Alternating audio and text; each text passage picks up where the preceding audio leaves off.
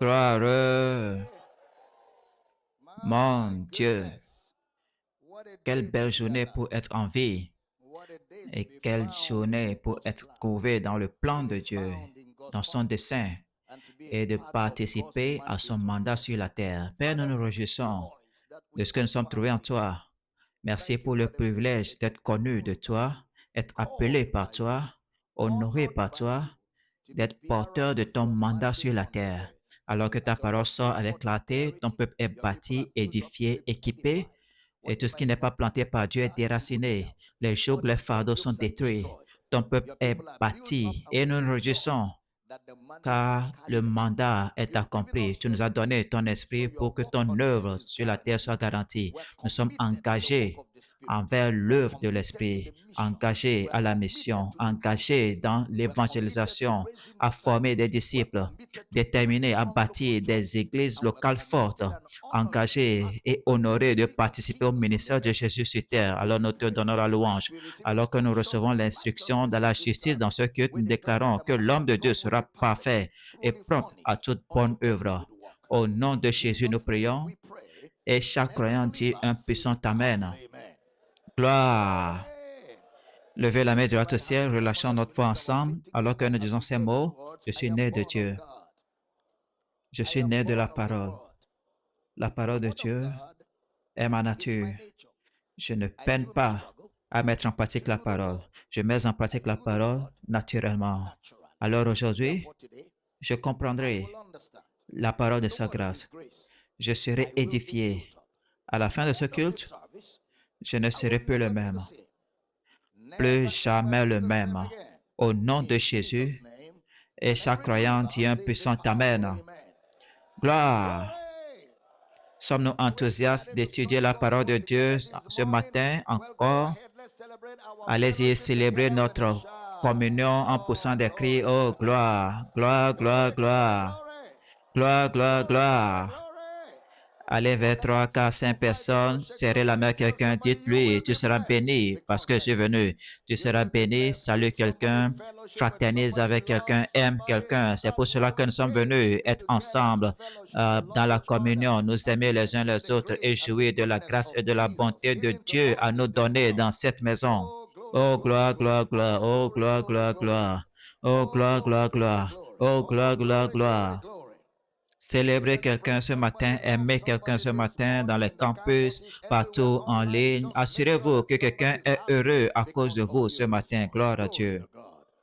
Prenez votre écriture, votre Bible, vous asseoir avec votre être intelligent ce matin. 1 Timothée chapitre 4, verset 12. 1 Timothée 4, 12. Que personne ne méprise ta jeunesse, mais soit un modèle pour les fidèles en parole, en conduite, en charité, en esprit, en foi, en pureté. Alors, le frère Paul parlait à un pasteur de pasteurs, et ce gars, Timothée, il lui demande d'être un exemple, un modèle. Et nous avons dit qu'un mot résume le leadership, c'est l'exemple. Quand le leader prêche, il prêche sa propre vie aussi. Le leadership est donc l'exemple. Que vous soyez leader de communion de maison, communion de campus, vous devez vous voir comme l'exemple. La chose fondamentale que vous êtes, c'est l'exemple sur les autres, car vous êtes l'exemple dans la maison de Dieu. Le terme exemple a été traduit du mot grec tupos, T-U-P-O-S, ce qui veut dire un modèle, un modèle. Dans Tite 2, verset 7, regardez ce que le frère Paul dit à Tite. Te montrer toi-même à tous égards un modèle, un tupos, un modèle de bonnes œuvres en donnant un enseignement pur et digne.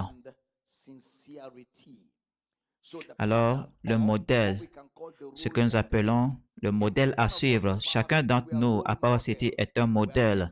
Nous sommes des personnes que les gens devaient admirer et imiter. Les gens devaient nous regarder et vouloir nous ressembler. Vous devez être le modèle. Vous devez être le modèle. J'ai pris le temps de vous dire dimanche dernier que en matière de leadership, le leadership n'est pas une chose extérieure, c'est une question du cœur. Le leadership commence avec le cœur de l'homme. Quel est l'état de votre cœur? Car C'est là où nous trouvons le leadership. 1 Pierre 5, versets 1 à 3, 1 Pierre 5, 1 à 3. Voici les exhortations que j'adresse aux anciens qui sont parmi vous, moi aussi, comme eux, témoins des souffrances de Christ et participants de la gloire qui doit être manifestée. Verset 2. Percez le troupeau de Dieu qui est sous votre garde, non pas contrainte, mais volontairement, selon Dieu, non pour un gain sordide, mais avec dévouement. Prêtez attention, non comme dominant sur ceux qui vous ont touchés en partage, mais étant les modèles du troupeau. Un leader, c'est un exemple à ceux qu'il disciple. Un leader est un exemple à l'Église de Dieu, au campus, à l'Église de Dieu. Il dit, ce n'est pas pour un gain sordide. Ne faites pas le ministère pour un gain sordide. Faites le ministère pour être un modèle. Le mot tupos. Philippiens 3, verset 17. Philippiens 3, verset 17. Soyez tous mes imitateurs, frères, et portez les regards sur ceux qui marchent selon le modèle que vous avez en nous.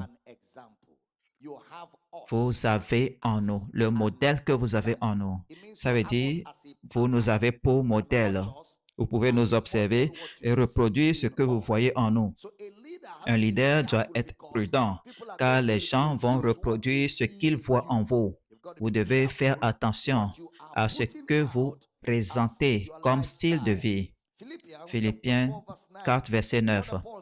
Philippiens, le frère Paul parlant à l'église de Philippe dit, ce que vous avez appris, reçu et entendu de moi, ce que vous avez vu en moi, pratiquez-le. Les choses que vous avez vues en moi, les choses que vous avez apprises, les choses que vous avez reçues, vous avez vues en moi, pratiquez-les. Alors, le leadership, c'est regarde-moi et fais ce que je fais. Le leadership, c'est je me déverse en toi, comme ça tu deviendras une reproduction de moi. Le leadership, c'est fais ce que tu me vois faire. Ce n'est pas seulement fais ce que je dis, mais fais ce que je fais. Si tu me vois mener une bonne vie, vis une bonne vie. Et en leadership, si je ne prie pas, je vais reproduire des gens charnels. Alors, le leadership consiste à regarde ce que je fais et fais ce que tu me vois faire. C'est ça le leadership. Et c'est pourquoi, en tant que leader, vous ne pouvez pas vous permettre de baisser les exigences. Vous devez maintenir le niveau. Nous sommes appelés à un niveau plus élevé d'exigence. C'est ce que nous avons fait au premier culte. Prenez ce culte, ça va changer votre vie. 2 Thessaloniciens 3, versets 7 à 9. 2 Thessaloniciens 3, 7 à 9. Vous savez vous-même comment il faut nous imiter, car nous ne sommes pas livrés à l'oisiveté parmi vous. Nous ne nous sommes pas livrés à l'oisiveté parmi vous. Vous savez, la Bible dit, un homme qui ne peut pas prendre soin de sa famille n'est pas digne de prendre soin de l'Église de Dieu. Ça, c'est un niveau plus élevé. Un homme qui ne peut pas prendre soin de sa famille en bonne et due forme ne peut pas prendre soin de l'Église. C'est un standard plus élevé. C'est un standard plus élevé. Je me souviens d'une église où le pasteur a divorcé de sa femme. Les membres ont commencé à divorcer de leur femme. Les membres ont commencé à divorcer de leur femme. Et l'un des membres, on a demandé à l'un des membres, pourquoi est-ce que tu as divorcé? Il dit, si papa ne peut pas garder sa femme, qui suis-je? Qui suis-je? Papa qui a vu Dieu, papa qui porte l'onction comme ça, il ne peut pas garder sa femme. Moi qui n'ai même pas ce genre d'onction, comment est-ce que je peux garder ma femme? Et les membres divorçaient de leur femme. Alors les femmes ont ôté leur mari de cette église-là parce qu'elles se disaient, ah, avant que cela m'atteigne, on va partir. On ne peut pas rester dans cette église. Parce que plus tu continues à regarder au pasteur, plus tu vas lui ressembler. Et quand tu vas lui ressembler, tu vas m'envoyer sortir. Est-ce que j'enseigne ici? Tu ne peux pas te permettre de vivre n'importe comment. Des fois, je veux me comporter n'importe comment envers maman et je me souviens, d'abord, je l'aime. Et secondo, elle a été bonne envers moi. 3, tout le monde me regarde, y compris mes enfants. Alors, je me comporte bien. Je me tiens à carreau. Je me tiens à carreau. Des fois, je fais des choses, maman va dire, je vais le dire à tes enfants. Je dis, je suis désolé, désolé. Parce que, vous savez, je ne veux pas que mes enfants me regardent d'une certaine façon. Je ne veux pas qu'ils me regardent de façon bizarre. Je ne veux pas que mes enfants me méprisent. Je ne veux pas que mes enfants me dédaignent. Je ne veux pas que mes enfants me regardent et regrettent que je suis leur père. Je ne veux pas que mes enfants me regardent et pensent que je suis un imbécile. Laissez-moi vous dire la vérité. Lorsque vous divorcez de votre femme, vous avez donné à vos enfants un message. Ils ne vont pas réagir parce qu'ils ont peur de vous. Mais cela ne signifie pas qu'un message n'a pas été semé en eux, qu'ils vont utiliser pour vous parler lorsqu'ils n'auront plus peur. Ils ne vont pas rester des enfants, ils vont grandir. Et un de ces jours, ils vont se souvenir que vous avez puni leur mère. Ils vont s'en souvenir. Oh, ils vont s'en souvenir. Et il n'y a rien que vous leur direz qui va les convaincre, disant que leur maman est mauvaise. Ils vous regardent tous les deux. Au-delà de ce que vous dites, ils savent comment vous lui parlez. Au-delà de ce que vous dites, ils savent comment vous vous comportez avec elle. Ils regardent, ils ne sont pas bêtes. Si vous, le père, n'êtes pas stupide, comment est-ce que vous pensez que les enfants le seraient? Comment? Ils observent. Tu dis, ta maman est méchante, oui, papa. Maman est très méchante. Ta maman, oui, papa, oui, c'est vrai. Ils n'ont qu'à grandir et puis ils vont avoir de l'indépendance, tu vas voir. Ils n'ont qu'à prendre leur distance et te regarder de loin, à nouveau, avec les yeux d'adulte et voir ce que tu as fait à leur mère. Tu vas payer. Tu vas payer cela. Parce qu'ils iront voir leur mère. Les enfants iront toujours à leur mère. Surtout si vous divorcez de leur mère, ils vont rechercher leur mère. Même chose avec la mère. Ils regardent la façon dont vous insultez leur père, vous le frappez, vous lui donnez à manger tardivement, vous le négligez, vous le réduisez à l'état d'un mendiant. Ils regardent. Vous insultez leur père. Vous le faites passer pour un enfant devant eux, leur héros. Vous le réduisez à l'état d'enfant. Ils prennent des notes. Un jour, quand ils n'auront plus peur de vous, quand ils auront acquis leur indépendance, ils vont vous regarder à nouveau. Le plus grand regret qu'un homme puisse avoir est d'avoir des enfants qui le méprisent quand il aura besoin d'eux à la fin de sa vie. Parce que vous ne serez pas toujours aussi fort, vous ne serez pas aussi dynamique. Un temps viendra où vous ralentirez et à ce moment-là, le seul réconfort sera de voir vos descendants faire ce que vous leur avez appris et d'avoir la joie de les entendre parler de vous. À ce moment, quand vous ne serez plus fort, ils vont vous payer pour tout ce qu'ils ont vu. C'est pour cela que certains pères meurent comme ça. On dit, cet homme est juste mort comme ça. Vous vous demandez ce qu'il a tué. Pourquoi est-ce que je vis? Pourquoi est-ce que je vis? Quand vous êtes fort, vous ne pensez pas que ce moment viendra, mais ce moment viendra toujours. Il viendra toujours. C'est seulement un insensé qui ignore l'histoire. Regardez les autres. Regardez les autres foyers. Regardez les autres vies. Le plus grand regret que vous aurez sera que vos enfants, les enfants qui sont nés de vos entrailles, qui auraient dû être un réconfort pour votre âme, vous ignorent maintenant. Ils vous méprisent. Même s'ils vous approchent, c'est uniquement par humanité, par pure gentillesse. C'est grave. Sauf si vous êtes un homme sans valeur. Mais si vous avez de la valeur pour vous-même, calmez-vous et souvenez-vous qu'à chaque pas que vous faites dans la vie, vous laissez votre empreinte dans le sable du temps. Partout où vous allez, et ce que vous laissez là-bas sera là-bas. Et les gens vont vous suivre en fonction de ce qu'ils verront sur vos traces dans votre vie. Réfléchissez-y. Parce que des fois, nous ne réfléchissons pas, nous agissons tout simplement. C'est pourquoi la Bible dit d'être circonspect. J'enseigne bien ce matin. Nous devons être circonspects. Nous devons être circonspects dans la vie. En tant que pasteur, j'ai décidé, je vais vivre pour la gloire de Dieu. Je vivrai pour la gloire de Dieu. Je vais vous interpeller par mon exemple aussi, autant que possible. Mais c'est une chose pour moi de donner l'exemple devant vous et c'est une autre chose pour vous d'en tirer des leçons. Je fais de mon mieux. Je ne suis pas parfait. Je fais des erreurs. Oui, c'est vrai. Je fais des erreurs, vous savez. J'ai mes petits moments d'égarement, ça et là. Je ne suis pas parfait. Mais quand je remarque que je viens de faire une erreur, j'en tire des leçons pour m'assurer que cela ne se reproduise pas. Et c'est comme ça pour chacun d'entre nous. Mais vous savez, certains d'entre nous ne s'en soucient pas. Qu'on fasse des erreurs ou pas, ça n'importe pas. On est insensible. Oui, j'ai fait une erreur. Et c'est quoi? C'est quoi? Qu'est-ce qu'il y a? Et ils sont contents de continuer sur cette voie-là. Il dit, marquer la fin d'un homme juste, ce sera la paix. La, fait, la fin d'un homme parfait. Telle voie paraît juste, mais la fin, c'est la voie de la destruction. Ce n'est pas maintenant, c'est plus tard. Parce que les effets de maintenant seront plus tard. Les effets du choix d'aujourd'hui et des décisions d'aujourd'hui se feront ressentir plus tard. Qu'est-ce qui m'a amené là-bas? Nous parlons d'un exemple.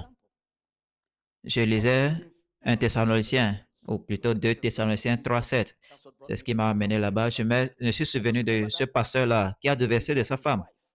Et à cause de lui, ses mamans ont commencé à divorcer de leur femme. Je ne plaisante pas, je suis sérieux. Chérie, tu sais, il a divorcé de sa femme parce que sa femme couchait avec des membres de l'Église. Alors il avait une raison légitime de divorcer. Parce que chaque fois qu'il voyageait, il rentrait, un membre viendrait dire, Papa, désolé, je suis venu te dire que j'ai couché avec maman l'autre jour. Son cœur sera brisé, son cœur sera brisé. Après plusieurs confessions de ce genre, il lui a dit de partir. Les frères de la femme lui ont dit, nous t'avons dit cela quand tu voulais épouser notre femme, que cette fille-là n'est pas bonne pour être pasteur, pour un pasteur. Tu n'as pas écouté. Il a divorcé d'elle. Regardez, il a épousé notre femme. 3 mois avant sa mort, parce qu'il est mort, cet homme de Dieu est mort. 3 mois avant sa mort, j'étais avec lui à la maison. Il m'a regardé et dit, Abel, Abel, je regrette d'avoir épousé cette deuxième femme. Aussi mauvaise que fut ma première, elle est mieux que celle-ci. J'aimerais pouvoir retourner auprès de ma première femme. Il me l'a dit chez lui. Il me l'a dit chez lui. Et 3 mois plus tard, il est mort. Ce qu'il a vu dans la mère de la deuxième épouse, seul Dieu le sait. Seul Dieu le sait. J'ai un ami qui a épousé la première femme à Ouyo ici, l'a quittée, a épousé la deuxième en Europe. Ils se sont battus physiquement à cause des violences physiques. Ils ont divorcé. À cause de cela, toutes les maisons qu'il a achetées en Europe, il les lui a laissées, car c'est la loi. Il a déménagé aux États-Unis, devenu chauffeur de taxi et a gravi les échelons jusqu'à pouvoir avoir une vie confortable. Il a épousé une troisième femme. La troisième femme qu'il a épousée avait des enfants avec lui. Un jour, elle s'est levée et lui a dit, c'était merveilleux de vivre avec toi.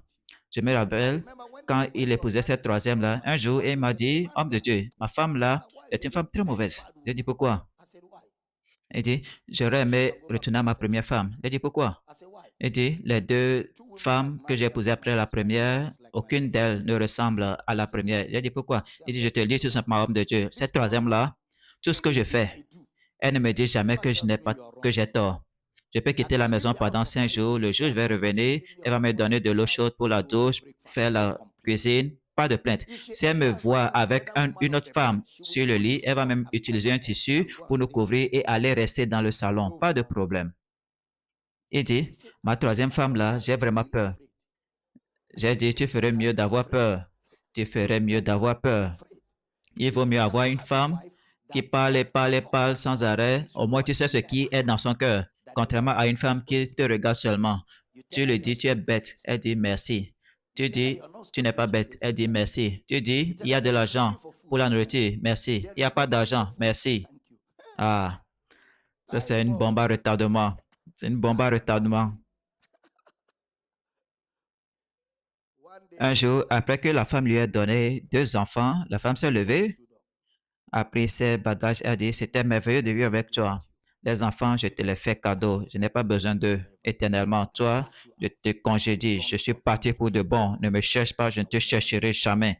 Et ne parle même pas de moi aux enfants. C'est fini.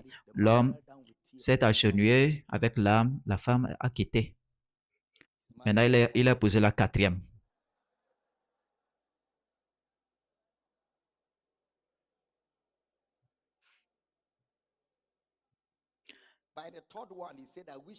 À la troisième, il a dit, j'aurais aimé avoir la première femme. Et c'est la deuxième fois que j'entends quelqu'un dire, j'aimerais pouvoir retourner auprès de ma première femme. Certains ne le diront pas par fierté, mais dans leur cœur, ils souhaitent cela. Je ne plaisante pas, je ne plaisante pas. Suivez ceux-là qui par la foi et la patience, la foi et la patience. Il n'y a pas de mariage sans haut et bas. Vous ne vous levez pas pour quitter tout simplement parce qu'il y a des hauts et des bas. Battez-vous pour votre mariage. J'ai oublié de dire ceci pendant le séminaire du mariage. Même avant d'épouser un homme, posez-lui la question. Quelle décision as-tu prise dans ta vie et que tu as maintenue pendant 5 ans? Quelle décision? Ça, c'est la première question. Tu veux m'épouser? Donne-moi une décision que tu as prise dans ta vie et que tu as maintenue pendant 5 ans. Un homme qui n'a jamais pris une décision, qu'il a assumée pendant 5 ans, ne peut pas prendre une décision concernant le mariage. Il me faut savoir ce que tu as décidé dans une relation, même si c'était mauvais ou bon, et tu es resté pendant 5 ans, 10 ans. Je veux savoir. S'il n'en a pas, il faut lui dire, frère, continue ton voyage. Continue ton voyage. Je ne veux pas que tu m'utilises comme cobaye pour une décision importante. Tu aurais dû utiliser d'autres choses avant d'arriver avec moi ou d'arriver à moi. Parce que le mariage est crucial, c'est important. Ça peut vous façonner, ça peut vous détruire, ça peut vous nuire et ça peut transformer la vie sur terre en enfer. Le mariage peut vous empêcher de servir Dieu. Imaginez si je me lève après avoir prié, je me prête pour prêcher le dimanche, maman vient dans ma chambre et me chiffle, papa, pam. Ce jour-là, même si je me débrouille pour arriver au culte, je vais ressembler à un poulet pané. Louange à Dieu. Oh, je suis désolé, ce n'est pas louange à Dieu, c'est louange au Dieu. Parce que j'ai été démoralisé, mon moral est au plus bas. Toute mon onction là, vous ne la verrez pas. Je serai là à m'excuser tout au long du message. Je dis, Jésus passait par Nazareth. Oh, désolé, je voulais dire Capernaum. Non, non, désolé, désolé. Il faut juste dire c'est Bethléem. Quand vous me voyez arriver plein d'énergie, je suis rayonnant et je fais la bouche, je vous fais rire. C'est un prolongement de la qualité de vie que j'ai chez moi à la maison. C'est un dérivé de cela. Et je suis sérieux. C'est un dérivé de la qualité de vie que j'ai apporté de chez moi et que je vous donne. Si ma maison était pleine de chaos, mon message serait chaotique. Vous comprenez? Je vais porter une chaussure asymétrique et une pantoufle asymétrique parce que la façon de quitter la maison là, je ne réfléchissais pas. Et c'est arrivé dehors, je vais dire, oh, fermez les yeux, Jésus est en train d'agir. Nous nous tenons sur un lieu sacré. Moïse, ôte tes chaussures. Comme ça, vous saurez pourquoi je n'ai pas de chaussures.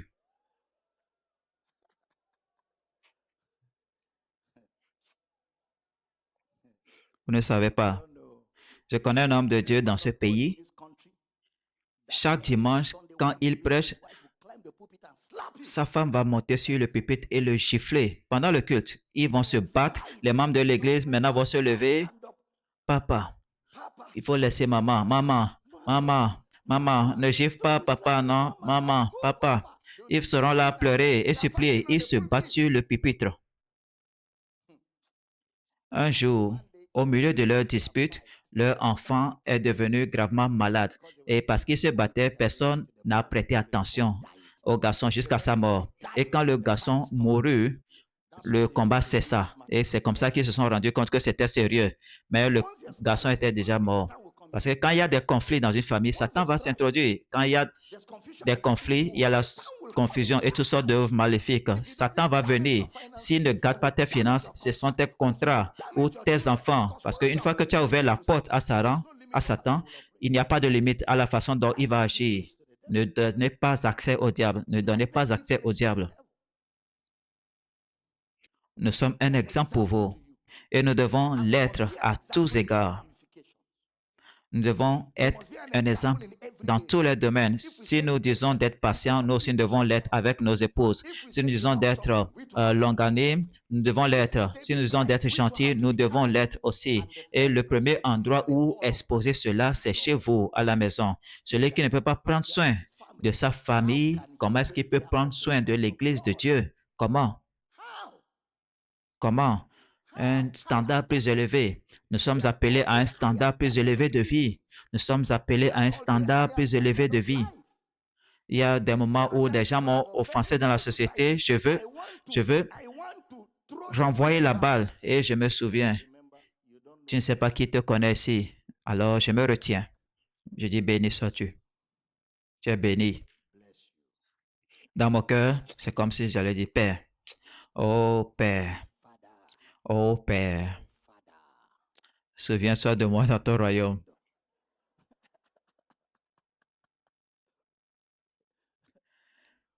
Nous mourrons 1000 fois pour être un exemple. La mort œuvre en nous afin que la vie puisse œuvrer en vous. Alors, ce n'est pas suffisant de dire que je suis appelé au ministère. Il y a un standard plus élevé qui est attendu de chacun de nous que Dieu a appelé. Il y a un standard plus élevé. Je ne peux pas frapper maman parce que si je commence à frapper maman, tous les maris ici vont commencer à battre leurs femmes. Je ne peux pas. Pas parce que je ne veux pas que vous les frappiez, mais parce que ça ne fait pas partie de la relation. Je ne peux pas le faire. Je n'ai jamais fait cela. Maman est assise ici. Mes mains ne se sont jamais perdues. Jamais. Je n'ai jamais essayé de la secouer, la frapper, la gifler. Non. Vous savez, il y en a qui essaient de secouer leur femme et puis ils le lavent le visage. Pourquoi vous riez? Je n'ai jamais fait cela, même pas en rêve.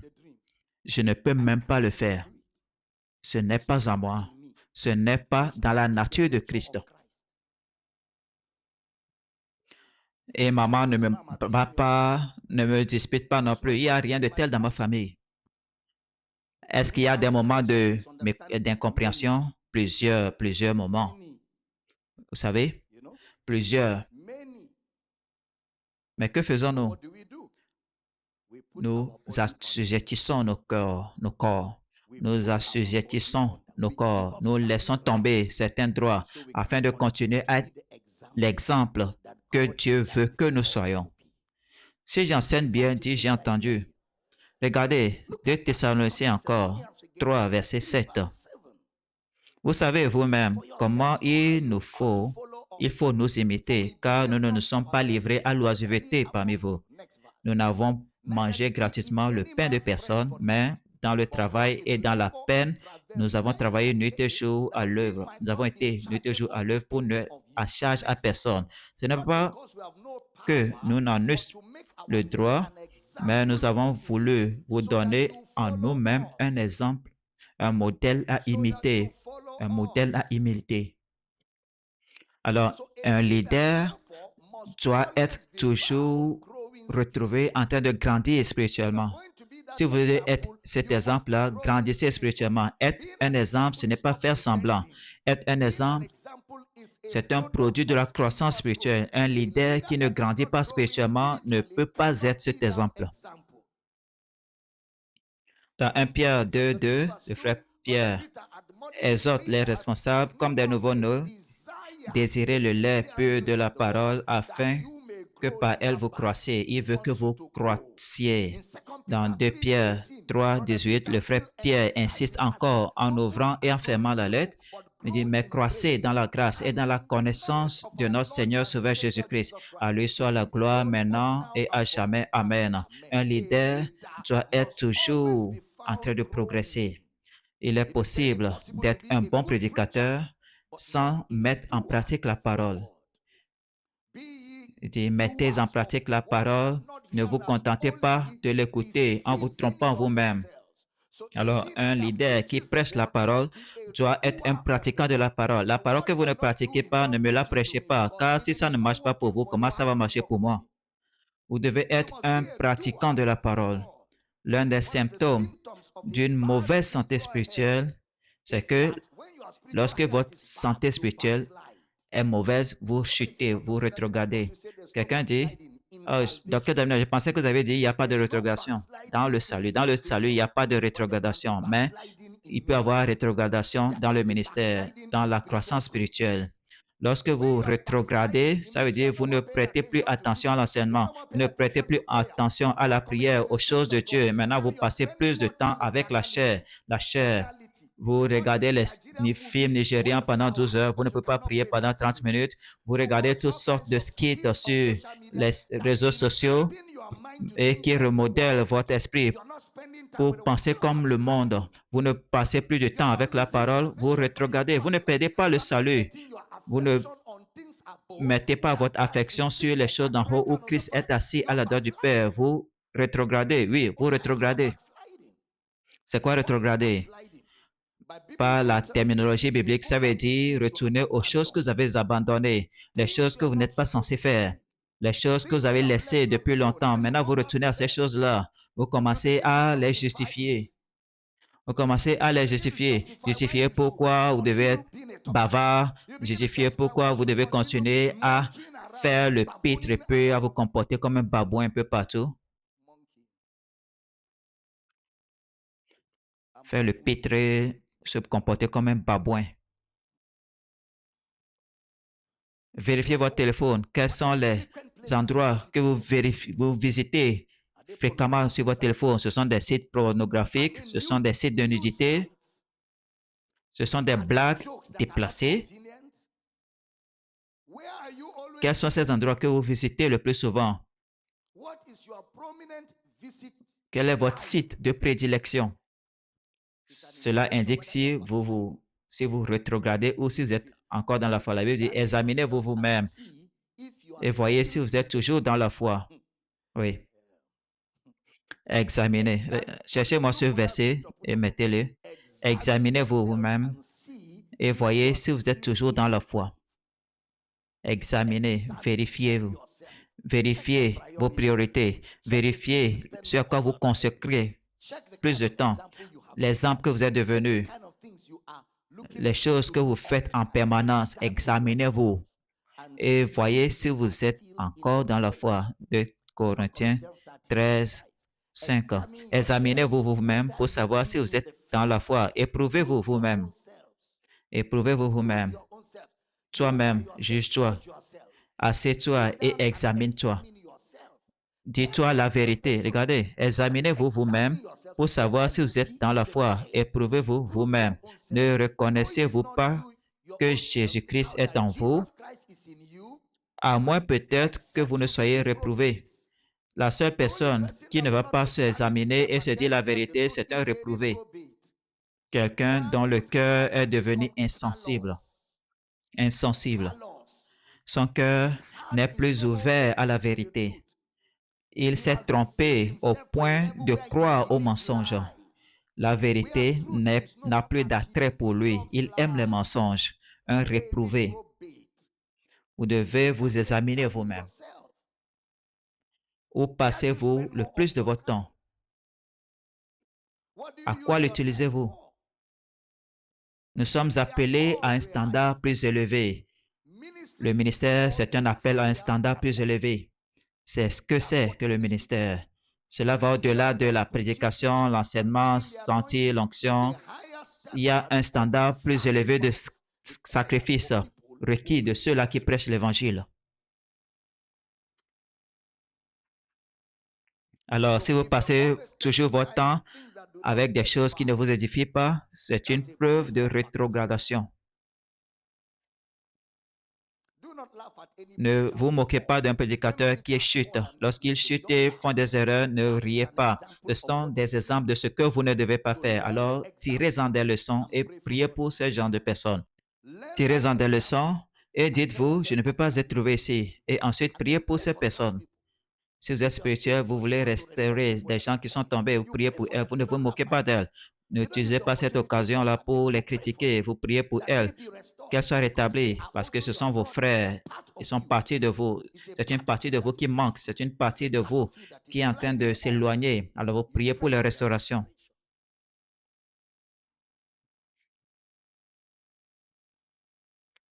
Est-ce que vous pariez? Je parle des paris sportifs. Ça veut dire, il y a de la convoitise en vous. Vous êtes plein de convoitise. Je ne plaisante pas. En tant qu'homme de Dieu, on ne doit pas vous retrouver en train de parier. Ça veut dire, il y a de la visite en vous. Comment se fait-il que vos relations soient maintenant basées sur l'argent? Vous ne pouvez pas avoir de relation avec quelqu'un qui est sans valeur monétaire. Vous saluez des gens que vous savez qui vont vous donner de bonnes choses, vous supporter. Examinez le type d'amis qui vous attire et le type d'amis qui est attiré à vous. C'est un reflet de la qualité de votre cœur. Est-ce que vous retournez aux choses dont vous avez libéré les autres? Ou retournez-vous à ces choses-là à qui vous avez dit adieu il y a longtemps? Parce que si vous ne faites pas attention, vous allez finir frustré. Parce que le ministère a ses propres combats. À part les batailles de la vie, le ministère a ses propres combats. Alors, il y a des combats sur différents fronts. Et plus vous minimisez vos combats, plus vous gagnez. Vous ne pouvez pas combattre sur tous les fronts. Vous allez perdre. Minimisez. Faites en sorte que les seuls combats que vous menez soient ceux du ministère et un peu de ceux de la vie. Pas que vous vous battez un peu partout. Les démons vous combattent, un mauvais caractère vous combat, le compromis vous combat, les mauvais esprits, les mauvais désirs vous combattent, vous combattez partout. Vous serez à terre. J'enseigne ici. Il y a des choses auxquelles il faut renoncer et rester concentré. Comme ça, quand le combat viendra, ce sera juste dans un domaine, vous êtes fortifié pour le surmonter. Soyez circonspect.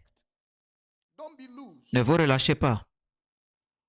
Éphésiens vous dit déjà, même si nous marchons dans la chair, nous ne combattons pas selon la chair. Les armes de notre combat ne sont pas charnelles. Revêtez-vous de toutes les armes de Dieu afin de pouvoir tenir ferme contre les ruses du diable.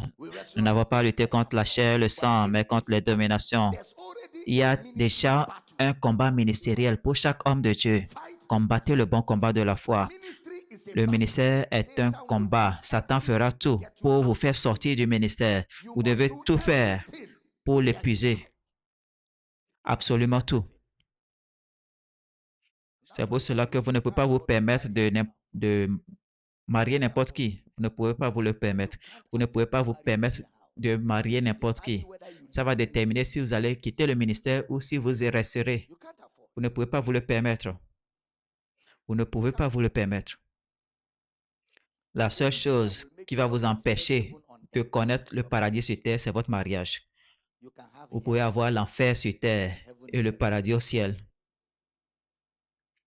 Oui, oui.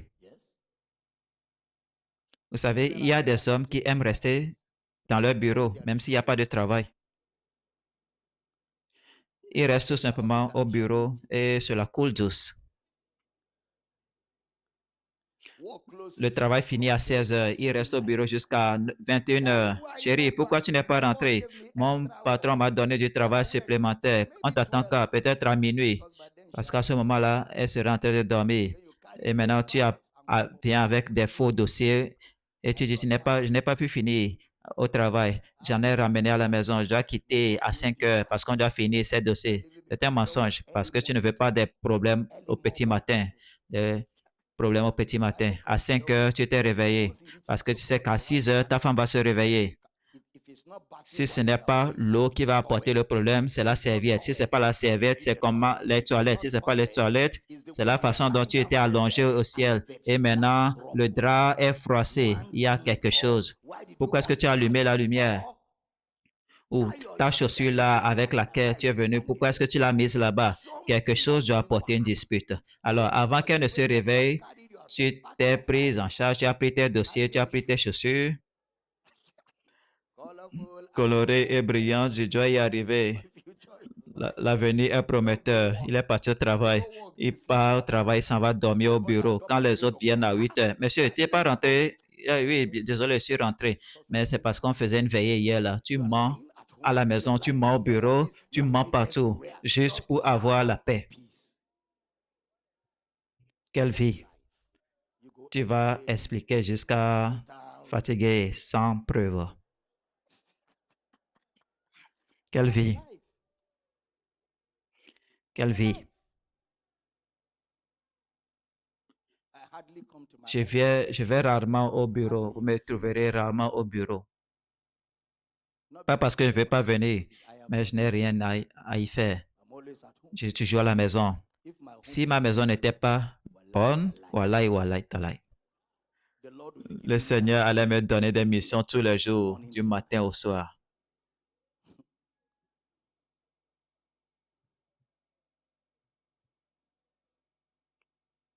Et alors que j'enseigne ici, il y a des hommes qui souffrent dans leur cœur. Et il y a aussi des femmes qui saignent dans leur cœur. Mais Jésus vous guérit aujourd'hui. Il vous restaure aujourd'hui. Il ramène la paix à ce foyer aujourd'hui. Il amène le confort à cette famille aujourd'hui. Recevez-le au nom de Jésus. Satan, ôte ta main de nos foyers. Ôte ta main de nos foyers. Nous te résistons par le sang. Nous te résistons par la parole. Les tensions soient dissoutes. La toxicité soit évacuée au nom de Jésus. Nous ordonnons un environnement propice dans nos foyers, nos familles, pour faire la volonté de Dieu. Au nom de Jésus, je prie.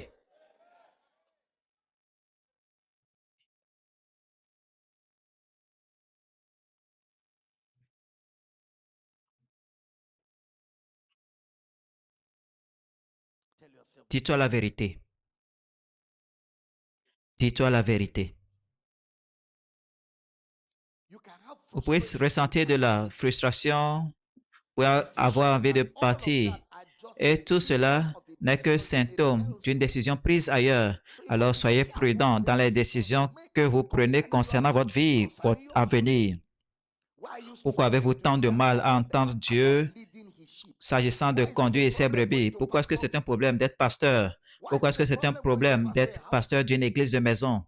Il y avait une femme dans cette église, chaque fois qu'on va chez elle pour la communion, quand les membres vont entrer, elle va prendre un balai pour nettoyer, balayer la maison. C'est pour leur dire, vous avez apporté de la saleté dans cette maison-là.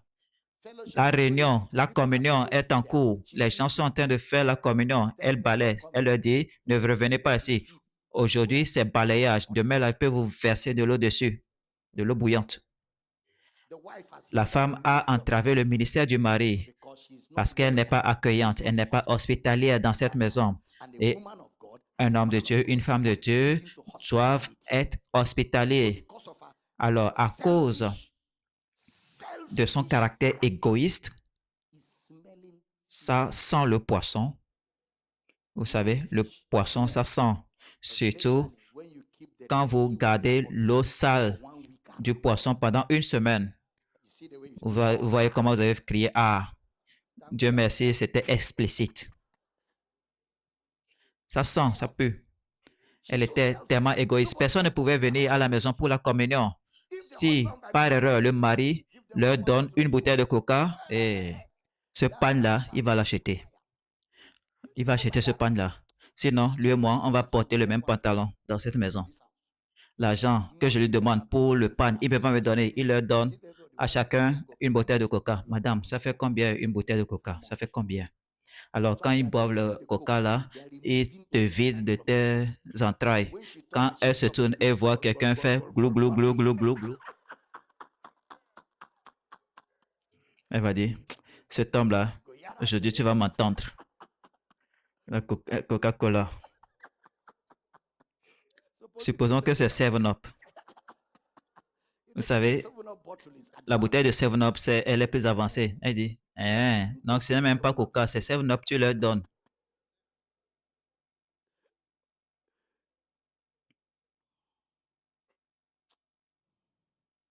Je vais fermer ce culte. Que je ne ferme pas.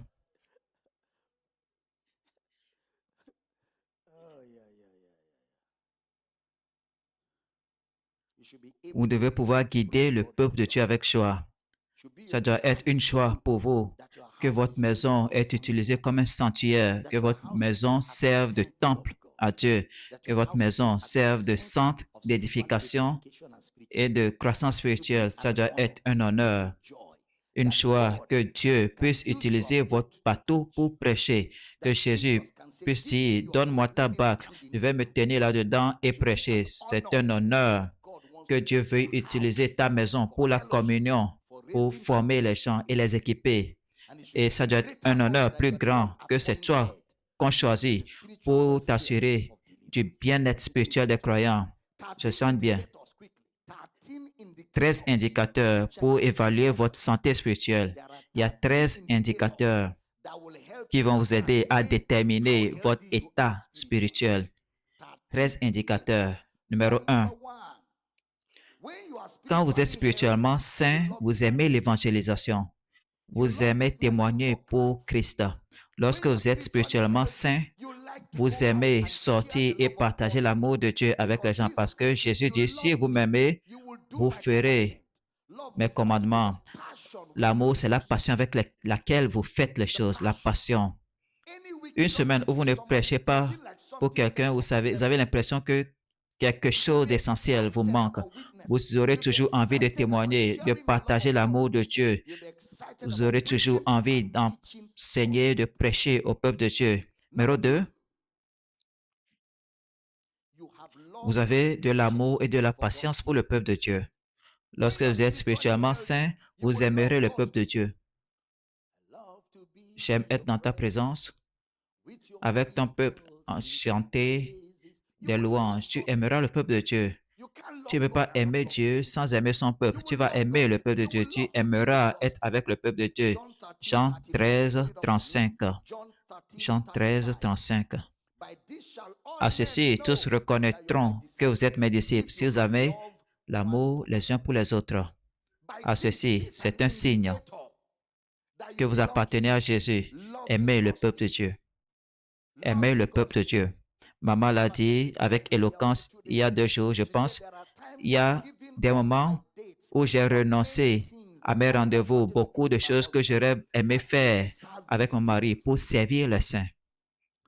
Pour servir les saints. Je renonce à mes droits afin que l'œuvre de Dieu continue. Et vous pensez que Jésus ne va pas la récompenser? Une récompense immense. Une récompense immense. Reinhard Bonnke a dit, des fois, quand je participe à des croisades, on voit 1 million de personnes.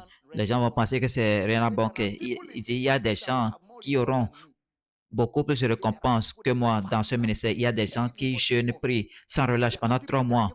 Il y en a qui ont donné toutes leurs économies pour s'assurer que cette croisade ait lieu. Il y a des gens qui sont venus pendant 1 mois, se déplaçant de maison en maison pour mobiliser les gens, quittant le confort de leur foyer et dormant dans un lieu inconfortable pour que cette croisade ait lieu.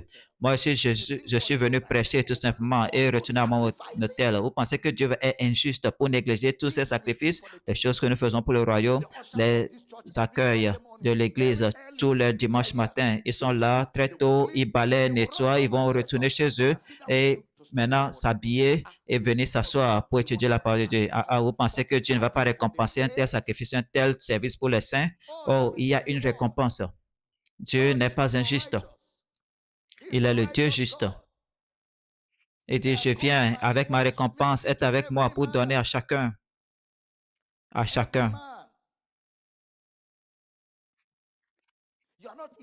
Vous n'êtes pas irrité que des gens tombent dans le péché à l'église, mais vous en êtes préoccupé. Vous en êtes préoccupé. Vous n'êtes pas irrité. À cause de cela, vous priez davantage pour les frères. Père, les frères parmi nous, fortifie-les. Fortifie-les. Faites-les découvrir des choses qui les aideront à être forts. Au lieu de rire, vous changez cela en prière. Vous priez pour eux. Il dit, mes enfants, pour que j'éprouve encore les douleurs de l'enfantement jusqu'à ce que Christ soit formé en vous. Vous aimez les saints. Vous êtes dévoué aux saints. Numéro 3, vous êtes convaincu, touché et sensible à la sainteté personnelle. Ça, c'est un 3e indicateur de votre bonne santé spirituelle. Vous êtes convaincu, vous êtes touché et vous êtes sensible à la sainteté personnelle. Vous êtes convaincu, touché et sensible à la sainteté personnelle. Cela veut dire, vous n'avez aucun mal à reconnaître vos erreurs.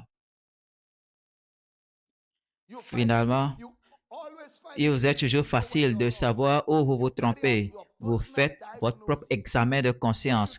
Lorsque vous agissez mal, vous savez que vous avez agi mal. Vous ne niez pas cela, vous corrigez cela. Lorsque vous faites ce que vous n'êtes pas censé faire, vous agissez de manière inhabituelle. Vous savez, quand cela arrive, vous remédiez à cela. Vous n'êtes pas insensible, vous n'êtes pas endurci. Vous êtes malléable entre les mains de Dieu. Une fois que vous reconnaissez votre erreur, vous vous excusez, vous corrigez. Pourquoi est-ce que David a été appelé un homme selon le cœur de Dieu? David était un homme selon le cœur de Dieu parce qu'il avait un cœur sensible à Dieu. Une fois qu'il avait agi mal, et Dieu dit, David, il dit, oh, quand tu es toi seul, j'ai péché, je suis désolé. Il ne fait pas semblant. Certains d'entre nous, même quand tu as tort, on dit tu as tort, tu fais semblant. Non, j'ai pas tort. Non, je n'ai pas tort. Par sa grâce, je n'ai pas tort. C'est quoi ça? Regarde ce que tu as fait. À qui tu fais ces yeux-là? Il y a des gens comme ça. Lorsqu'ils ont tort, ils font semblant. Ce n'est pas ça le caractère de Christ. Numéro 4. Vous aimez la communion avec les autres croyants. Lorsque vous êtes spirituellement en bonne santé, vous voulez être à l'église, être au culte. Lorsqu'il n'y a pas de culte, vous n'êtes pas heureux. Vous venez au culte. Vous êtes enthousiaste. Enthousiaste. Chérie, tu sais, j'ai découvert cette année que nous avons fait 30 jours de gloire et l'élan s'est construit jusqu'à Homecoming. D'accord? Et sans aucun plan, après Homecoming, je suis sûr que beaucoup se demandaient ce qu'ils feraient de 18h à 8h parce qu'ils sont habitués à être à la communion pendant plus de 30 jours, de 18 à 20h. Maintenant, si on arrête cela, qu'est-ce que vous allez faire? Et sans aucun programme, on a commencé les queues de soir à la télé et sur les réseaux sociaux. Et tout le monde était content. Ensuite, la première semaine, la deuxième, la troisième semaine, on vient de finir. Alors, au moins, vous êtes bien installés. Maintenant, s'il n'y a pas de culte cette semaine, vous retournez prendre ce que nous avons fait et continuez vos propres cultes personnels. Combien comprennent? Parce que vous aimez la communion, vous aimez le peuple de Dieu. En tant que membre de la famille, c'est une joie que tous les membres de la famille se réunissent, de se retrouver, d'être ensemble. Si vous n'avez pas ce genre de joie, peut-être que vous ne faites pas partie de cette famille. Peut-être vous êtes un enfant adopté. Il y a une distinction entre fréquenter les pécheurs et les amener à l'amour de Christ. Vous n'avez pas de plaisir à communier avec les pécheurs, mais avec les frères. Heureux l'homme qui ne marche pas selon le conseil des méchants, qui ne se tient pas sur la voie des pécheurs, mais qui a son plaisir dans la loi de le Seigneur et il médite cette loi jour et nuit. Il sera comme un arbre planté près d'un courant d'eau. Cet homme-là sera comme un arbre planté près d'un courant d'eau qui donne son fruit en sa saison et dont le feuillage ne se flétrit point. Tout ce qu'il fait lui réussit. Son plaisir se trouve dans la loi de l'Éternel. Il aime le peuple de Dieu. Il aime être avec les frères. La communion avec les frères veut dire la prière.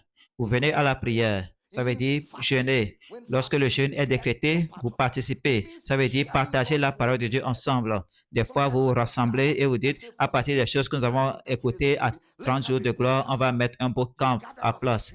Et vous vous enfermez du matin au soir dans un bootcamp et avec la prière. Et vous en ressortez tout flamme, tout feu, tout flamme, parce que vous aimez l'Éternel. Numéro 5, votre soif pour la parole de Dieu croît toujours. C'est un indicateur d'une vie spirituelle saine. Votre faim pour la parole de Dieu croît toujours. Et regardez comment ça marche. Si vous ratez le culte et que vous n'avez aucun problème à ce sujet, vous ratez la dévotion, ou si vous venez au culte à moitié fini et cela ne vous affecte pas, vous êtes venu à moitié, le message est déjà parti loin, vous croisez les jambes et vous êtes content, c'est un indicateur que vous n'êtes pas spirituellement en bonne santé, vous n'êtes pas en bonne santé spirituelle. Ceux qui sont en bonne santé spirituelle ne veulent pas rater le premier verset que je lis parce qu'ils veulent avoir une compréhension. Ceux-là dont rien ne dérange, même qu'à la fin, ce sont ceux-là qui souffrent de kwashiorkor spirituel. Ils ont tellement de cochocos qu'ils ne sont même pas au courant de cela, que quelque chose manque dans leur régime.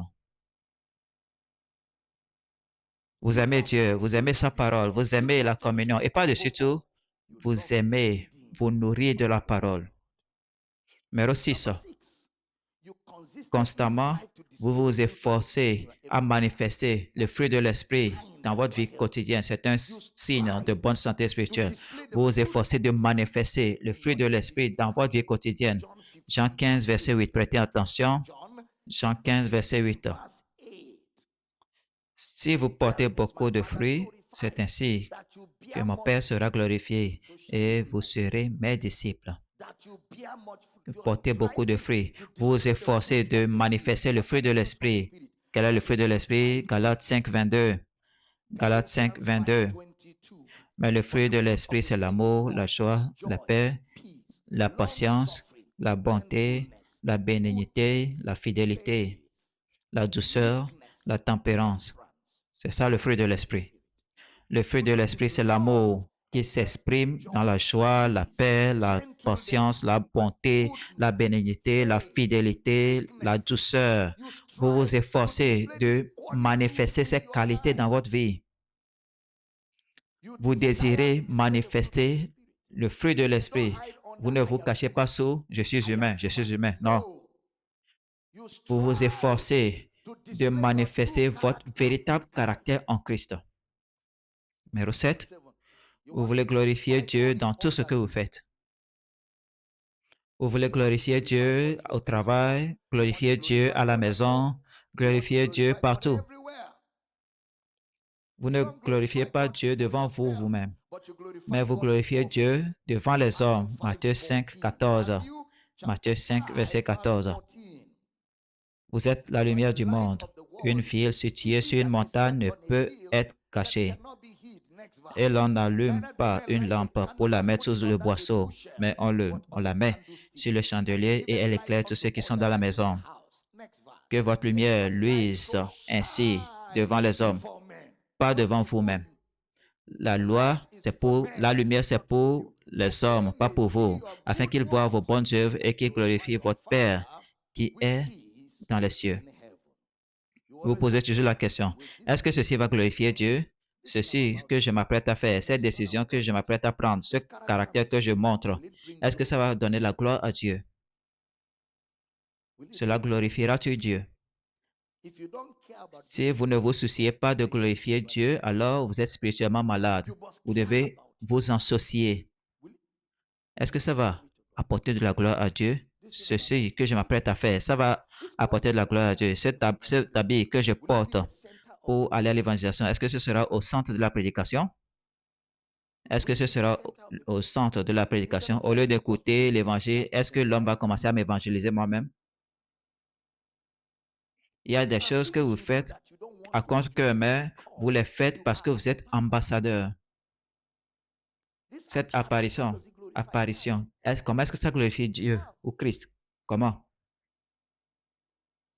Dans tout ce que je fais, je t'honore.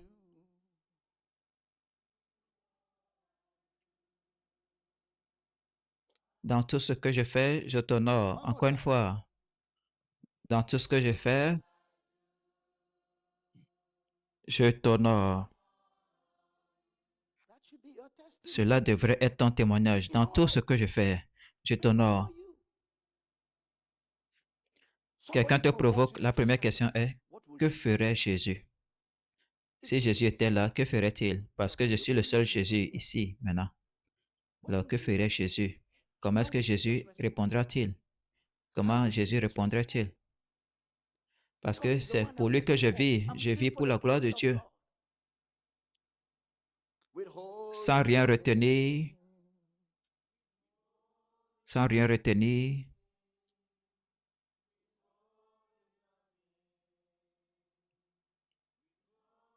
sans rien retenir. Je ne retiens rien.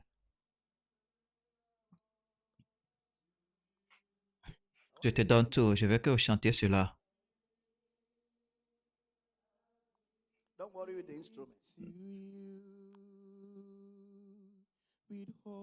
Sans rien retenir, sans rien retenir, sans rien retenir, sans rien retenir.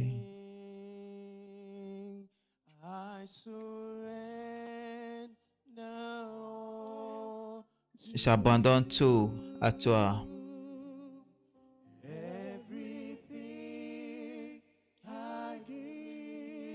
Je te donne tout sans rien retenir. Sans rien retenir. Sans rien retenir. Sans rien retenir. Encore une fois. J'abandonne tout à toi.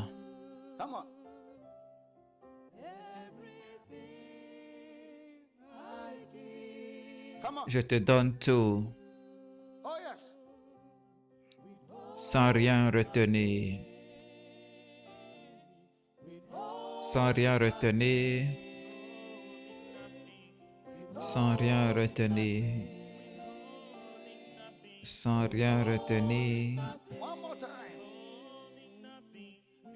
Sans rien retenir.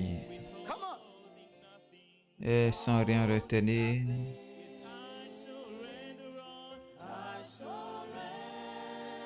J'abandonne tout à toi.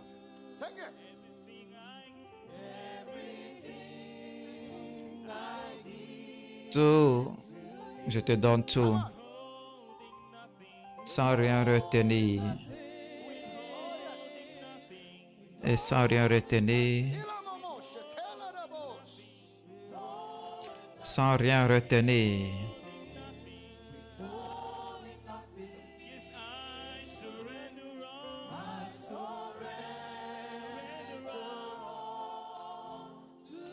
Je t'abandonne tout.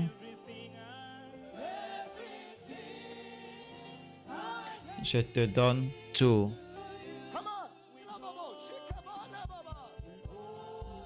Sans rien retenir. Et sans rien retenir.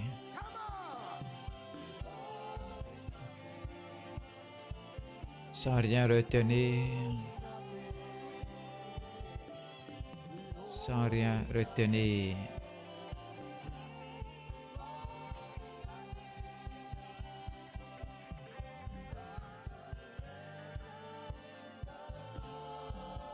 Je t'abandonne tout.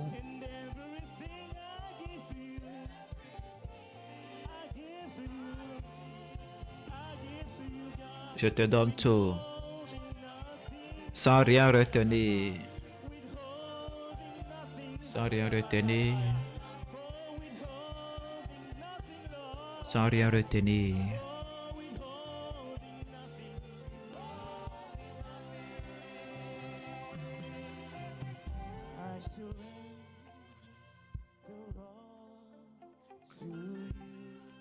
Je t'abandonne tout. Et je te donne tout. Sans rien retenir. Et sans rien retenir. Sans rien retenir.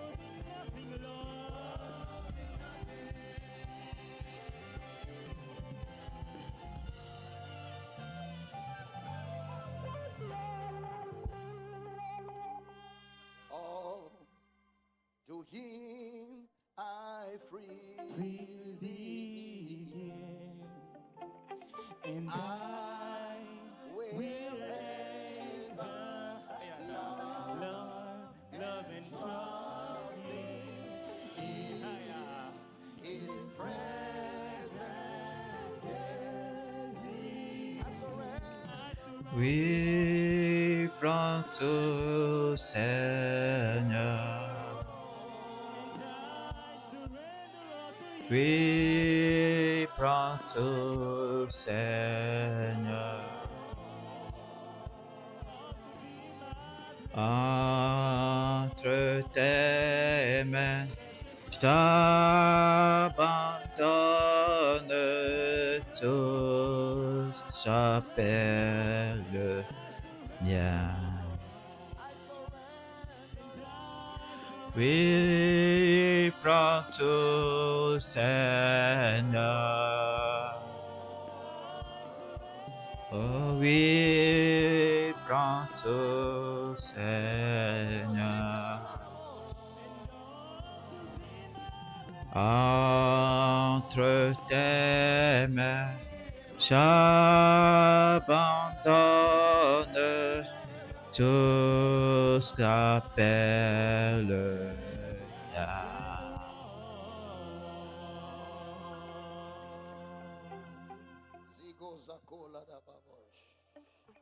Et là bajo coblegeta sabre que posha cabragada te se te dije la gabragando tose que te da yaga. E balagada joga galagete de yavala zatende yagata. Lorsque je donne à Dieu ma vie, il prendra soin de moi. Il ne me laissera jamais tomber. Je donnerai ma vie à Dieu.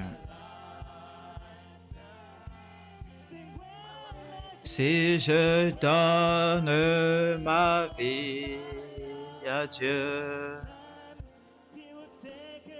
il prendra soin de moi. Il ne me laissera jamais tomber. Je donnerai ma vie à Dieu.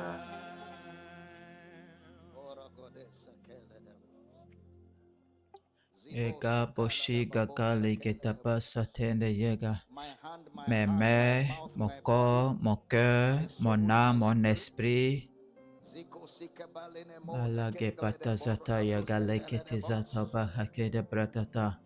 Si tu peux utiliser quelque chose, Seigneur, tu peux m'utiliser. Si tu peux te servir de quoi que ce soit, Seigneur, tu peux me servir, tu peux m'utiliser, tu peux m'utiliser. Prends mes mains, prends mes pieds, prends mon cœur. Seigneur, coule à travers moi. Si tu peux utiliser quelque chose, Seigneur, tu peux m'utiliser. Si tu peux te servir de quoi que ce soit, Seigneur, tu peux te servir de moi. Prends mes mains, Seigneur, prends mes pieds. Touche mon cœur, Seigneur, parle à travers moi. Si tu peux te servir de quoi que ce soit, tu peux te servir de moi.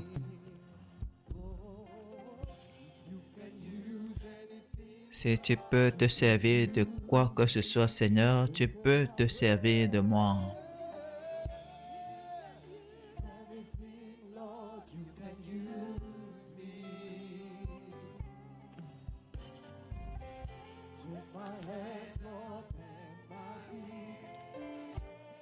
Prends mes mains et mes pieds. Seigneur, touche mon cœur. Seigneur, parle à travers moi. Si tu peux te servir de quoi que ce soit, tu peux te servir de moi.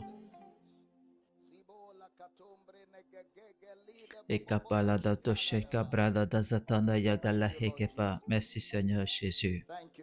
Merci Seigneur Jésus. Nous te louons Seigneur Jésus. Merci Seigneur Jésus. Merci Seigneur Jésus.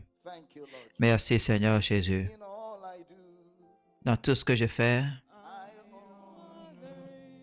je t'honore. Dans tout ce que je fais,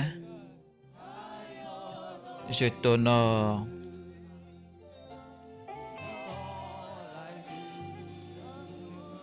Dans tout ce que je fais, je t'honore, Seigneur.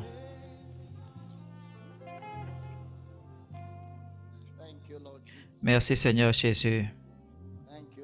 Merci, Seigneur Jésus. Asseyez-vous si vous le pouvez. Merci, Seigneur.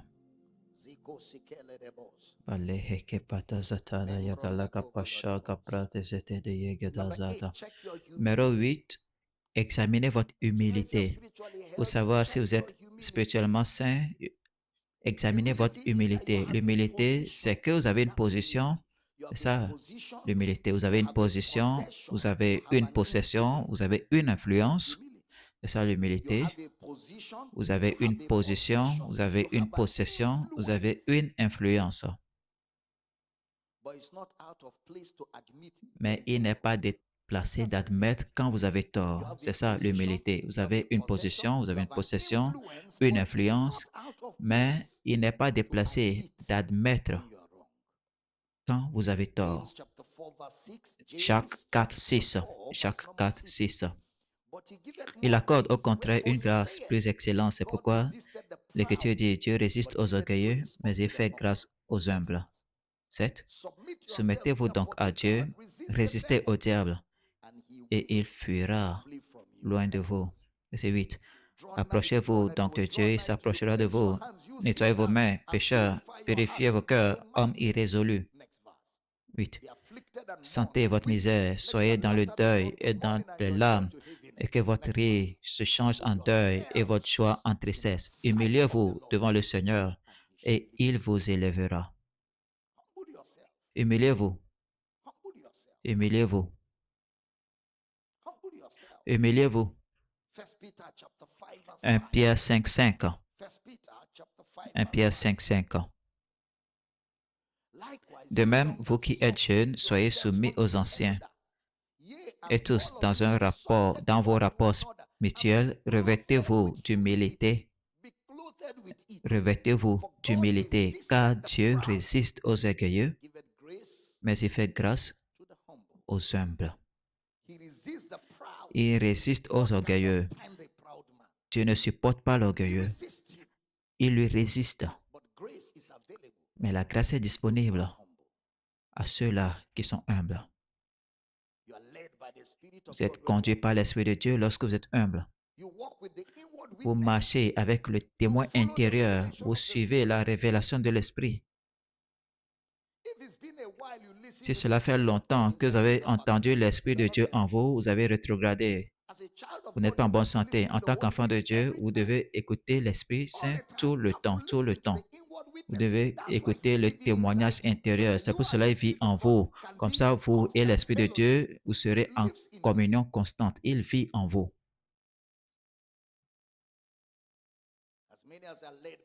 Tous ceux qui sont conduits par l'Esprit de Dieu sont fils de Dieu.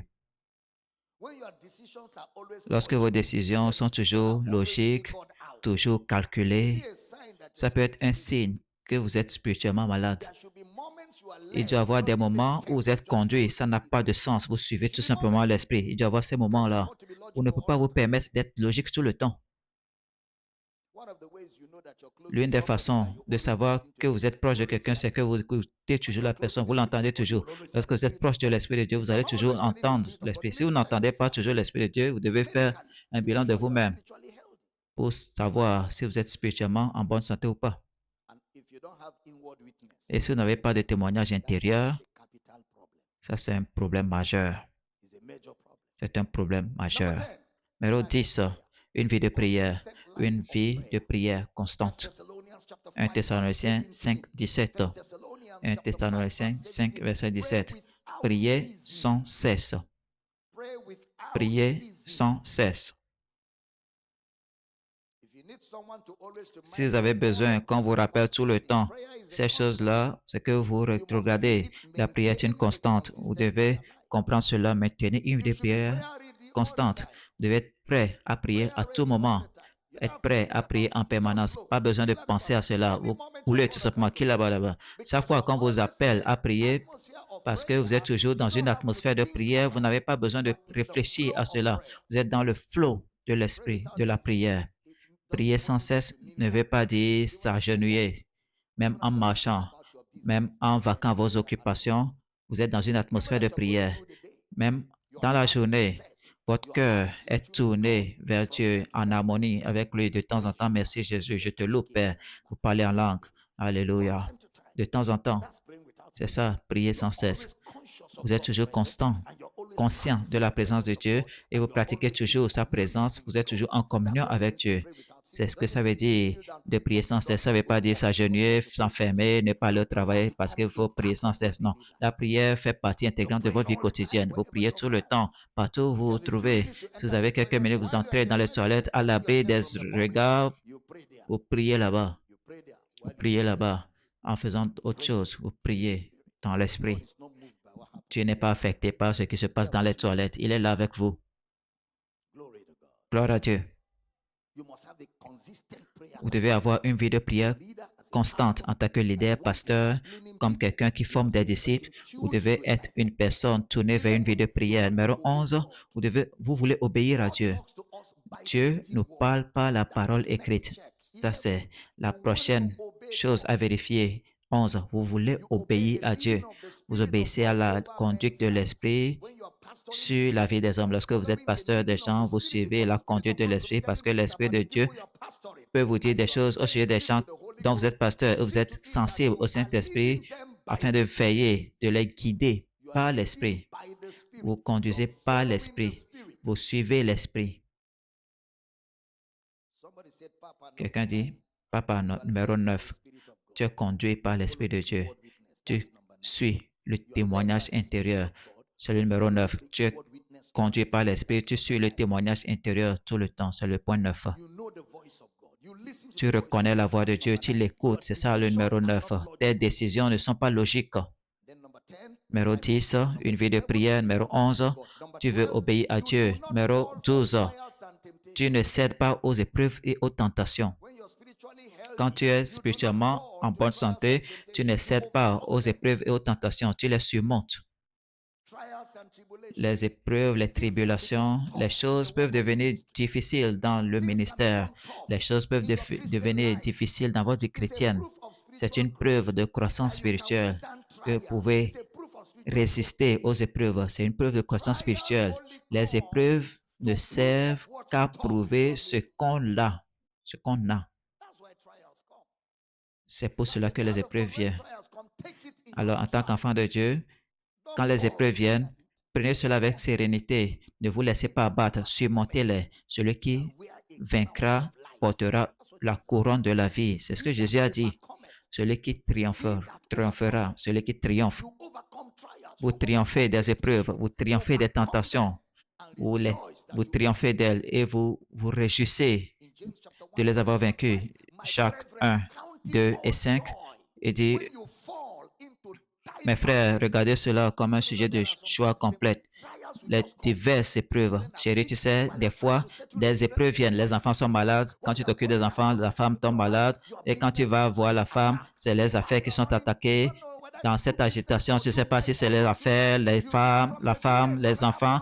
Et du village, on t'appelle, il y a un autre problème. Et tu es un peu partout. C'est ça l'adversité. Et tu ne te laisses pas abattre en ce jour. Tu tiens bon, ayant tout fait pour tenir bon. Tu dis au diable, non, non, non, pas cette fois-ci. Je vais te vaincre sur tous les fronts. En toutes ces choses, nous ne sommes plus que vainqueurs. Et soudainement, la phase la passe comme si elle n'était jamais venue. Et ça fait partie de la vie. Lorsque vous voyez ces choses, ne soyez pas stupéfaits. Prenez cela avec sérénité. Tu dis, oh, tu es l'une de ces phases-là, je vais te vaincre. Tu es l'une de ces phases-là, je vais te vaincre. Diverses tentations, épreuves et tests. Sachant ceci, vous devez savoir, voici ce qu'il faut savoir, pas ressentir, sachant que l'épreuve de votre foi produit la patience. Il faut que la patience accomplisse parfaitement son œuvre afin que vous soyez parfait et accompli sans faillir en rien. Verset 5. Si quelqu'un manque de sagesse au milieu de ces épreuves, si tu manques de sagesse, demande-la à Dieu. Le Dieu qui donne va te la donner pour que tu saches ce qu'il faut faire pour surmonter cette épreuve. Alors, lorsque les épreuves viennent, tu parles la langue, tu dis, Seigneur, merci, je reçois la sagesse, la compréhension. Je sais comment m'en sortir. Tu parles en langue. Aucune tentation ne vous est survenu, qui ne soit humaine, et Dieu est fidèle. Père, cette voie de sortie, je reçois la direction vers cette voie de sortie. Et tu parles la langue. C'est la seule façon de faire cela. Au lieu de dire, Seigneur, comment on va faire? Comment on va faire? Dieu, je pensais que tu étais fidèle. Non, non, tais-toi. Celui qui faillit au jour de l'adversité, c'est un pauvre, un piètre spécimen. Ça veut dire, le sperme qui a été utilisé pour le créer, c'est de l'eau. Ça n'a pas de substance. De pauvre, mauvaise qualité. Et vous n'êtes pas né d'un sperme pauvre ou de mauvaise qualité. Vous êtes né de la parole incorruptible de Dieu, vivante et éternelle. C'est Kopratada. Je parle sur quelqu'un, si tu es fortifié avec force par l'esprit en l'homme intérieur, toute tempête que le diable t'a amenée, tu vas consumer cela comme des biscuits au nom de Jésus.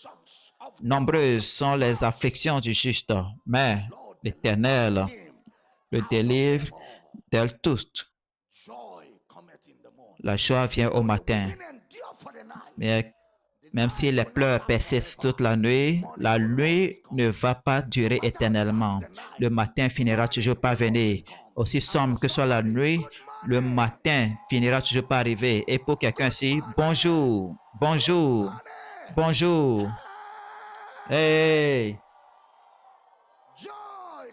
La joie arrive, la joie arrive, la joie arrive.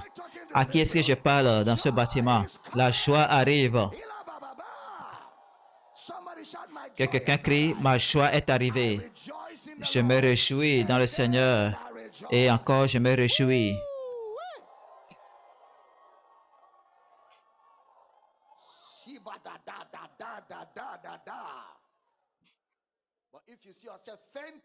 Et si tu te vois en train de flancher face aux épreuves et aux difficultés, tu n'es pas en bonne santé spirituelle. Si tu l'es, tu ne vas pas flancher. Tu tiens bon. Ayant tout fait pour tenir, tu tiens bon. Ce n'est pas le temps de tomber, c'est le temps de se lever, dis j'ai entendu. Numéro 13, pour conclure. Ça, c'est pour moi en tant que leader. Tu es pasteur, tu es coordinateur de campus, tu es leader d'une cellule. C'est pour toi. Si cela ne te dérange pas, que ton église ou ton campus ne se développe pas, numériquement ou pas, et en substance, si ça ne te dérange pas, alors c'est que tu es en train de rétrograder, tu n'es pas en bonne santé. Ça doit te déranger qu'il n'y ait pas de croissance. Ça doit te déranger. Ça doit t'inciter à veiller toute la nuit et prier que cette maison-là, cette église de maison doit grandir. Car Dieu est un Dieu de croissance. Là où il y a la vie, il y a de la croissance. Ça doit te préoccuper. Seigneur, que dois-je faire pour développer cette communion, ce campus? Que dois-je faire pour élever ces hommes, ces femmes que tu m'as donnés? Que dois-je faire pour élever cette armée? Comment les faire évoluer de simples membres à ministres, à disciples, à de grandes personnes? Seigneur, que dois-je faire de plus? Si les membres de ta communauté se comportent de manière charnelle, ils sont dépourvus de l'esprit, prie et jeûne. Père, pas dans ce campus, pas dans cette église de maison. Je n'élève pas des incroyants, j'élève des croyants. Père, que leur vie soit conforme à ce que nous enseignons. Oui, ça doit te déranger, ça doit te déranger. Ça doit te préoccuper que les gens ne sont pas engagés. Tu pries qu'ils soient engagés. Pourquoi est-ce qu'ils vont venir au culte de dimanche et ils ne vont pas venir à la cellule de maison? Tu dois prier. Tu as le leader là-bas. Tu dois prier. Jeûne, prie, jeûne, prie, jeûne, prie. Jusqu'à ce que tout ce qui se manifeste dans l'esprit soit brisé et dégagé. Comme ça, les gens vont grandir. Ça fait partie de ta responsabilité. Ça doit t'inquiéter. Si tu es spirituellement sain. Parce que si tu es spirituellement sain, c'est ce qui doit être là-bas. C'est ce qui doit se produire. Gloire à Dieu. Je dis gloire à Dieu. Mesdames et messieurs, la mission est possible. Et les gens qui vont rendre cette mission possible, ce sont ces qualités-là que j'enseigne. Ce sont ces gens-là qui vont rendre la mission possible. C'est le genre de personnes qui vont mener cette mission jusqu'à la fin, jusqu'au bout du monde. Les gens d'hommes et de femmes qui vont mener cette mission à bien jusqu'au son de la trompette, qui vont pénétrer dans les pays avec la mission défricher de nouvelles terres et former les hommes, ces qualités d'hommes, ces gens d'hommes qui n'apportent pas du discrédit au ministère, ces gens-là qui gardent le ministère admirable. Les gens vont nous voir, ils vont vouloir s'engager, ils vont nous voir, ils vont aimer le ministère. Ils vont dire, ah, je ne savais pas que le ministère était comme ça. C'est ce qui est arrivé à ma vie. Vous voyez des gens qui veulent faire le ministère partout dans le monde, juste en me regardant, en me suivant. Donc, le ministère comme ça, je ne savais pas. Moi, je vais être aussi dans le ministère. Ta propre vie doit interpeller les gens comme ma vie le fait. Nous tous devrons témoigner du testament de l'Évangile. Une grande grâce repose sur vous. L'Éternel vous a gardé et l'Éternel va continuer de vous garder. Vous ne chuerez jamais, vous n'allez jamais faiblir. Vous ne trébucherez jamais, vous ne tomberez jamais. La grâce de Dieu sur votre vie, vous ne serez jamais un gaspilleur de grâce. Que quelqu'un crie, j'ai la grâce de Dieu. Crie très fort, j'ai la grâce de Dieu. Dis, la grâce de Dieu est multipliée dans ma vie. Je ne vais jamais faillir. Je ne vais jamais faiblir. Je ne trébucherai jamais. Je suis fort dans le Seigneur et dans la puissance de sa force. Je revêts toute l'armure de Dieu et je sers Dieu dans le ministère pour le reste de ma vie. Dis à ton voisin, ma vie c'est le ministère. Le ministère est ma vie. Je suis en train d'être équipé pour faire le ministère sans reproche. Comme ça, quand je vais voir Jésus, je n'aurai pas honte. Je n'aurai pas honte de sa venue. Gloire à Dieu. Est-ce que je vous ai béni dans ce culte? Gloire à Dieu. Les grands hommes, les femmes, nous conquérons le monde. Nous sommes en train de conquérir ce monde. Dis à ton voisin, la mission est possible. 12 hommes ont bouleversé le monde, l'ont remis à l'endroit. Nous sommes plus de 12. La mission est possible.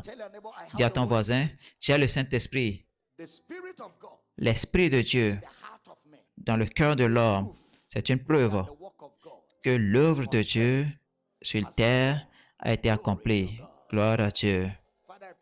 Père, je prie pour tous ceux-là qui entendent ma voix, que ces réalités résonnent dans nos cœurs et dans nos esprits. Merci pour le privilège de la croissance, le privilège de servir et de marcher avec toi. Toute personne ici qui a une carence dans l'un de ces facteurs, la guérison se produit, la restauration se produit, la réparation se produit, les ajustements se produisent. Le passé est révolu. Nous ne regrettons pas le passé et l'avenir est plus prometteur que le passé. Alors, à l'avenir, nous poursuivons le ministère sans limite, sans reproche. Nous faisons le ministère pour témoigner de l'intégrité de la parole de Dieu au nom de Jésus. Vous êtes instant, vous êtes présent, que le temps soit bon ou pas. Vous prêchez au nom de Jésus. Vous êtes inébranlable. Vous abondez toujours dans l'œuvre du Seigneur. Au nom de Jésus. La grâce, une grande grâce repose sur vous. Vous êtes gardés, soutenus, préservés par Jésus-Christ. Au nom de Jésus, nous prions. Et chaque croyant, si se t'amène sur une note de célébration, allez-y, célébrez la grâce de Dieu sur votre vie.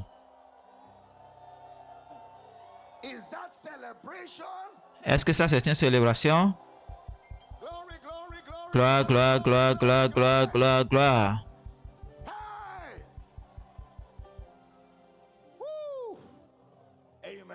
Amen.